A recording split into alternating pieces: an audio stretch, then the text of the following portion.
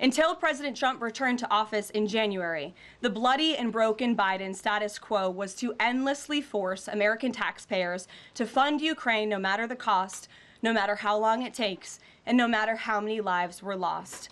There is no denying that Biden's America Last foreign policy moved the world further away from peace. President Trump rejected that failed approach and instead, over the last 7 months, has relentlessly pursued peace throughout his second term. And thanks to President Trump's efforts, we finally have movement after years of deadly gridlock. On Friday, as you all know, many of you were there, President Trump hosted Russian President Vladimir Putin in Anchorage, Alaska, for a bilateral meeting. This was the first time President Putin has been to the United States since 2015, and the first time he has met with an American president in years. President Putin publicly confirmed what President Trump has said all along. The war between Russia and Ukraine never would have started in the first place if President Trump were in office. This was always obvious to any person with a shred of common sense. Just look at what took place during the last 4 administrations. Under George W. Bush, Russia invaded Georgia. Under Barack Obama, Russia took Crimea. Under Joe Biden, Russia invaded Ukraine. But under President Trump, Russia did not invade nor take anything. President Trump is the only president this century, Republican or Democrat, who has held Russia in check and ensured peace in Europe. That's because Russia has always greatly respected President Trump and his peace through strength foreign policy approach. But overall, the bilateral talks in Alaska were very productive, and multiple key points were agreed to between the two leaders that truly opened up the door for Phase 2 discussions, which took place yesterday here at the White House, within 48 hours of that meeting in Anchorage, I may add.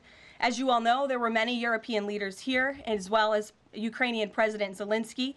They all traveled here to meet with President Trump to maintain the momentum and work toward a lasting peace. Across the board, every leader credited President Trump for his decisive leadership that has reignited the dialogue in hopes of finally bringing this war to a peaceful conclusion. From the beginning of this entire process, much of the left-wing media has been actively rooting against the President of the United States in the pursuit of peace. Initially, the media ridiculously claimed that President Trump was somehow beholden to Russia for even agreeing to have a face-to-face discussion with President Putin inside of the United States. The media said President Trump was making a grave mistake by, quote, legitimizing Putin. They were aghast that President Trump would treat another world leader like a world leader. The media relentlessly attacked President Trump and claimed he suffered a, quote, major defeat for not immediately emerging with a final agreement, even though he said heading into that meeting, this was a meeting to listen and to understand how to move the ball forward. All weekend following those historic U.S.-Russia bilateral talks, we listened to clueless pundits on television trying but failing to claim that the president had failed. The so-called experts in the foreign policy establishment, whose record is nothing but endless wars, trillions of wasted taxpayer dollars, and dead Americans, have the nerve to try and lecture President Trump, who has solved 7 global conflicts in 7 months, about peace. On the home front, President Trump's efforts to make D.C. safe again are working. There have been a total of 465 arrests since the start of this operation on Thursday, August 7th. Last night, there were a total of 52 arrests, including the arrest of an illegal alien MS-13 gang member with convictions for DWI and drug possession. Thanks to President Trump's leadership and the outstanding work of both federal and local law enforcement, dangerous gang members like the one picked up last night will not be allowed on the streets of our nation's capital. Other arrests last night included assault with a deadly weapon for stabbing, parole violation for robbery, murder, outstanding warrant for attempted murder, assault on federal law enforcement officer, and felony assault. 4 more homeless encampments were also removed during yesterday's reporting period.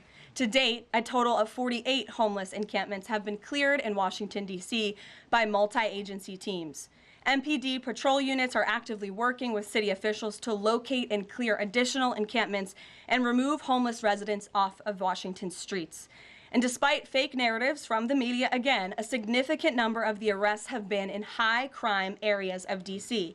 In fact, nearly half of all of the non-illegal alien-related arrests have occurred in Wards 7 and 8.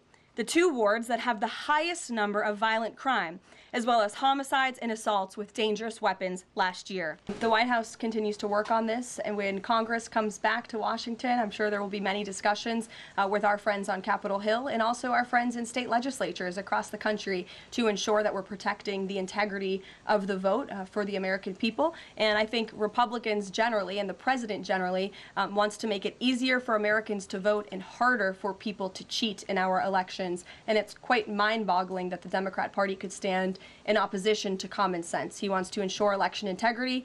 There were great efforts that were made in 2024. I won't get ahead of myself for Hatch Act reasons to get ahead for the next election, but I can assure you this is a priority for the president.